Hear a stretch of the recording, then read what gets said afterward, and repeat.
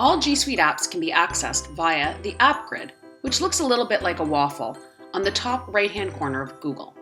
When you click it, all of the apps show up.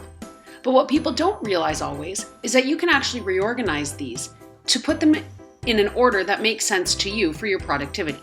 So for example, if I use Google Drive a lot, and I use Google Classroom a lot, I can simply drag them up to the top for quick access.